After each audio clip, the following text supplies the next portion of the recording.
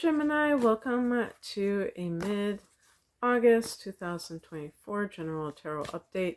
It's Raina here. How you doing? Halfway through August. Let's see what we got here.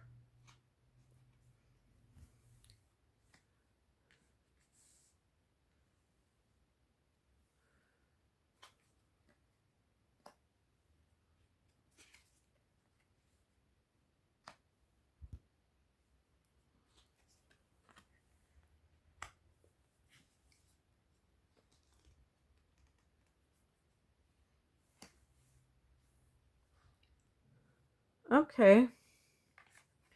So the heart of the matter is the Three of Pentacles. This is a card of teamwork. A lot of times I would see this in the workplace where there are more than one, where you're not the only one working there. And if everyone isn't on the same page, it's not a very pleasant situation. But this can even be in your your private life. Sometimes this can be about bringing a child into the world. And we do have the Empress, which can be the Earth Mother energy. But other than that, a third party situation, which Gemini, you might have two of everything, including relationships, but it might not be on your end. It might be with another person you're with, because in the past position, we have the Ten of Wands. This is like some people who may be carrying a burden that doesn't belong to them. So there might be like this codependent type of influence here that is affecting how you perceive the idea of relationships. Maybe you think everything is your fault and therefore your responsibility. And in fact, that's not true. And you might be coming from a misguided place. In other words, instead of seeing relationships as between equals, you may see it as you have to do the heavy lifting. You have to, and also too, in any, I was going to say in any relationship, but maybe it's for some people, it's only in your romantic relationships where this shows up. And in other relationships, maybe you're more assertive. But this idea that you have to fix somebody else's problems, like you have to carry the load of the relationship on your back, can be very problematic. And if you are Sun in Gemini, you could easily have Venus in Cancer and or Mercury or Mars in Cancer, and that's very that could definitely be codependency, because that's a strong caretaking type of a sign. The higher message is about the Four of Wands, which is a card of domestic bliss. How do you get to domestic bliss? You have to be in a relationship of equals. Not like almost like a parent-child relationship where you're trying to put out all these fires that the other person's creating, like they're creating problems that you're trying to solve that aren't your responsibility to solve. But for some reason, you think that they are.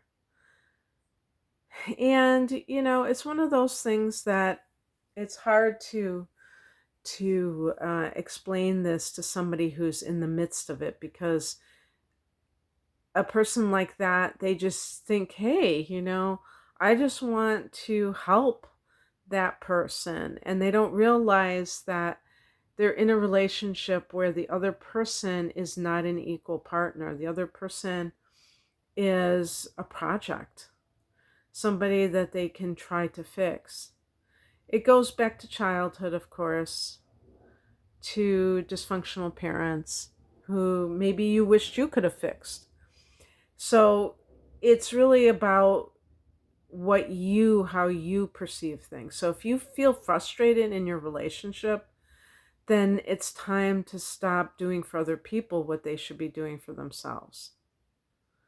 Or, I said that pretty like sternly, like I was giving you an order, and I don't tell people what to do, but consider doing that and see what it brings up for you, because you might be afraid. You might be like, yeah, but that person, they're going to spin out of control if I don't stop the bleeding, I've got to do something about this. And it's like, that's not necessarily it's definitely not your responsibility, but even if you care about somebody, sometimes it can do more harm than good to kind of bail them out instead of letting them accept the cause and effect of their actions. What crosses you is the star card. So in the upright position, or if I read it as an upright card, it would be faith in unseen forces. Some people have a hard time with faith because it seems anti-intellectual. I'm talking about, or delusional. If you're not seeing any evidence that anything is worth having faith in, that can seem extremely delusional. But the truth is that what we see in front of us is really the past. It's not our current reality that we're creating in every moment with all the choices that we're making. It's the past that is showing up as a result of actions that we already have undertaken. So there's something very hopeful about that, because we tend to identify with what is in our current reality as, the current state of mind that we're in and our current potential, and that's not true. Because if you feel like you have undergone a spiritual awakening recently, I mean really recently, then you may still have a physical circumstance, like your surroundings or whatever it is, that is reflecting the old patterns and not what's going on. So you have to believe that you are constantly evolving, and therefore anything that is older is not necessarily relevant for you. And there are people that they just always seem to stay the same. So I'm not saying that people always are constantly shifting, evolving, and whatnot. No, not necessarily. Some people could be devolving. But if you're watching a tarot reading, chances are you're a little bit beyond that stage where you would actually go backwards. I really don't think you can go backwards per se, even if it seems like it with the choice of actions. I think you're kind. I think it can be more of a case of the intellect kind of wanting that proof and saying, I need proof, I need proof. Well, sometimes we don't have the ability to prove something on that level, but it still could be true for us. And we have to be able to have to step out in faith, even when we don't have any guarantees ahead of time. What's coming in is the Empress. This is the Earth Mother vibe. With the Three of Pentacles, this could be someone wanting children. The Four of Wands, too, a very domestic kind of thing. And there may be, I think with the Ten of Wands, it might even be a thing like, I'm ready to leave this rat race. I want, and even if you're not wanting to procreate, or that's not your phase of life right now, the Ten of Wands can be this burdensome career that may not be in alignment with you anymore. Might be very high powered, but not in alignment. And the Empress can be more luxurious, luxuriating. or in the creative arts, something that is like slow living rather than this really uphill battle, so to speak. The outcome is the Queen of Swords. You may have to make a decision, and you may have to employ your logic rather than feeling like that tug, that emotional tug.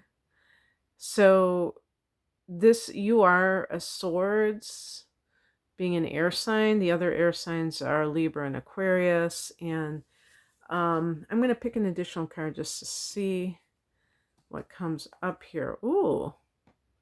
Well, this is a marriage card. 10 of Cups. 4 of Wands, 10 of Cups. Certainly, if you were thinking of committing to someone, this isn't a card of commitment. This is a card of family. I guess in some cases there might be something coming in between that, but it's choosing that this is happily ever after, the pot at the end of the rainbow. So the number 10 is a number of completion of a cycle. So it can be like all's well that ends well with whatever your dilemma is. So very nice. I hope that this resonated, Gemini. If you'd like an astrological reading or a tarot reading, the link is below. Or the link is below. Okay, take care. Bye.